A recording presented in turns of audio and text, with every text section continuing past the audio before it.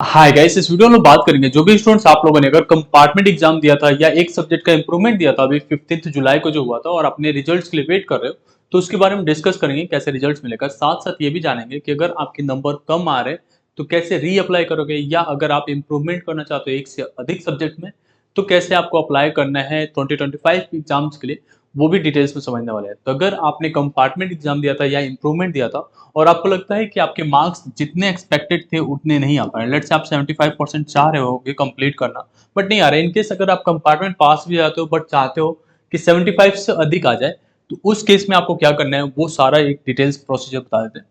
अब जैसे ही आपका रिजल्ट आ जाता है, रिजल्ट आपका 10 अगस्त से पहले आ जाएगा, फर्स्ट वीक ऑफ अगस्त में आ जाता है हमेशा। ठीक है, तो तब तक वेट करना है। एंड जैसे रिजल्ट आ जाता है तो अगर आपका रिजल्ट पॉजिटिव है और कॉलेज लेना चाहते हो तो आप कॉलेज ज्वाइन कर सकते हो। इनकेस अगर आप चाहते हो एक ड्रॉप लेके इम्प्रूव करना, तो आप 2025 में बोर्ड एग्जाम दे सकते हो। सबसे पहले बात करते हैं 2025 में जो बोर्ड एग्जाम्स होगा उसके साथ जो सीबीएसई प्राइवेट का बोर्ड एग्जाम होता है उसकी एलिजिबिलिटी क्या है, कौन कौन अप्लाई कर सकता है। तो इसमें अप्लाई करने के लिए 5 टाइप्स के कैंडिडेट्स होते हैं। अगर आपने अभी अभी सीबीएसई का कंपार्टमेंट एग्जाम दिया था तो कंपार्टमेंट क्लियर नहीं होने पे आपको एक और चांस कंपार्टमेंट के लिए दी जाती है। आपको टोटल 3 चांसेस होते हैं, तो आप कंपार्टमेंट अगर स्टूडेंट्स क्लियर नहीं कर पाते तो वापस से कंपार्टमेंट दे सकते हैं।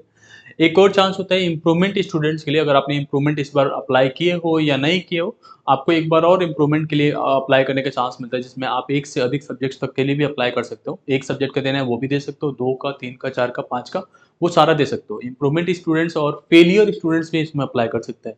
जैसे इस बार अगर आपका एसेंशियल रिपीट आ गया था तो आप as a private candidate school से बिना कनेक्शन रखे आप अपना फॉर्म खुद अप्लाई करके एंड बोर्ड एग्जाम्स में अपीयर हो सकते हो। ये सिंपल प्रोसीजर सीबीएसई ने बना दिया। एक बार सीबीएसई के through like as a regular students आपने बोर्ड एग्जाम दे दिया है, अब आप एज अ प्राइवेट दे सकते हो। आप स्कूल को जाके जो पर मंथ का फीस होता है वो देने की जरूरत नहीं है। आप डायरेक्टली जो है केवल जो 1500 के आसपास, 1500 से 2000 के बीच में वैरी करता है, ये फीस पे करके बोर्ड को डायरेक्टली एंड बोर्ड एग्जाम दे सकते हो जितने भी सब्जेक्ट्स का आप चाहते हो उसके हिसाब से। ठीक है, अब यहाँ पे एक चीज़ का ध्यान देना है, एलिजिबिलिटी में मैंने बताया एक तो हमारे कंपार्टमेंट स्टूडेंट्स हो गए जो अप्लाई कर सकते हैं अगेन। अगर कंपार्टमेंट क्लियर हो जाता है और आप चाहते हैं इंप्रूव करना तो इंप्रूवमेंट में आप अप्लाई कर सकते हो। इनकेस कंपार्टमेंट क्लियर नहीं होता है और आपको सारे सब्जेक्ट्स का अप्लाई करना है तो भी आप अप्लाई कर सकते हो। इसके साथ साथ आप इम्प्रूवमेंट स्टूडेंट्स अप्लाई कर सकते हैं, जैसे इस बार आप पास हो गए थे और इम्प्रूव करना चाहते हो तो आप इम्प्रूवमेंट के लिए अप्लाई कर लोगे। एडिशनल सब्जेक्ट्स के लिए अप्लाई होते हैं, एडिशनल सब्जेक्ट्स के लिए एलिजिबिलिटी होती है लास्ट ईयर से लेके, मतलब 2024 के भी स्टूडेंट्स अप्लाई कर सकते हैं, 2024 पास आउट भी अप्लाई कर सकते हैं। तो ये एडिशनल सब्जेक्ट्स का मतलब ये होता है कि जैसे लेट से आप पीसीबी स्टूडेंट थे और मैथ ऐड कराना है तो आप मैथ ऐड कर सकते हो, या कोई लैंग्वेज सब्जेक्ट लेना है तो ले सकते हो।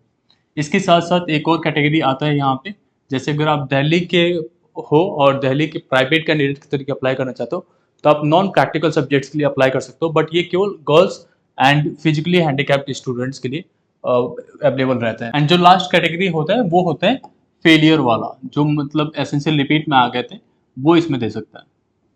ठीक है, तो ये सारे कैटेगरीज हैं, मतलब ये फॉर्म्स आते हैं और इसके लिए मैंने पहले भी डिटेल्स में वीडियो बताए थे।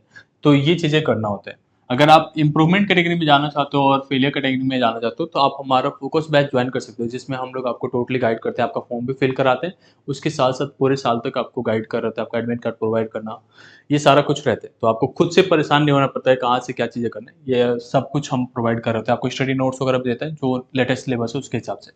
तो एलिजिबिलिटी हमने क्लियर कर लिया। अब बात करते हैं एग्जाम्स के लिए। तो जैसे आप एलिजिबल हो जाते तो अपने फॉर्म ऑनलाइन फिल कर देना।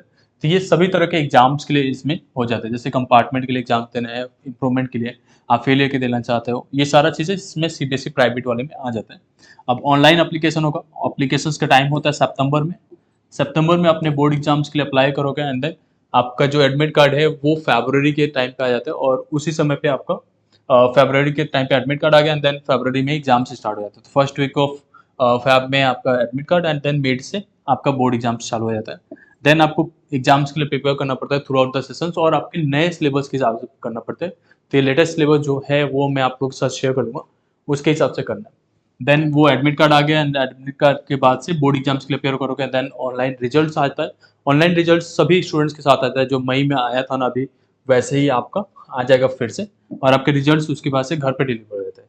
इनकेस अगर आप दिल्ली स्टूडेंट्स हो तो आपके एग्जाम सेंटर जाके कलेक्ट करना पड़ता है रिजल्ट्स। अब इसमें कुछ चीजें और छूट रहा है जो मैं आप लोग को यहाँ पे कंप्लीट नहीं कर पा रहा हूँ, वो मैं बाद में बता दूंगा। बट कुछ जरूरी चीजें मैं आपको बता दूं कि जो अगर आपने प्रैक्टिकल एग्जाम्स दिए थे और उसमें पास आउट हो तो वापस से प्रैक्टिकल एग्जाम नहीं देने की जरूरत है, आपका practical marks as it is carry forward हो जाता है। और आपके ड्रेस कोड्स की जरूरत नहीं होती यहाँ पे। As a CBSE private candidate आप कोई भी फॉर्मल ड्रेस पहन के जा पाते हो। एंड उसके साथ साथ अगर आपको लग रहा होता है कि आपको फॉर्म फिलिंग नहीं पता कैसे होता है, तो इसके लिए हम लोग स्टेप बाय स्टेप प्रोसेस बताते हैं कि कैसे आपको फॉर्म फिल करना है। इवन दो सपोर्ट भी प्रोवाइड करते हैं हम लोग फॉर्म फिलिंग के लिए, तो आप हमारे साथ ज्वाइन कर सकते हो। कुछ भी क्वेरीज है तो डूडमिल वेबसाइट पे भी ज्वाइन करके हमसे पूछ सकते हो, हमारी कम्युनिटी में आ सकते हो। होप इन दैट आपको ये वीडियो पसंद आया होगा। Thank you so much.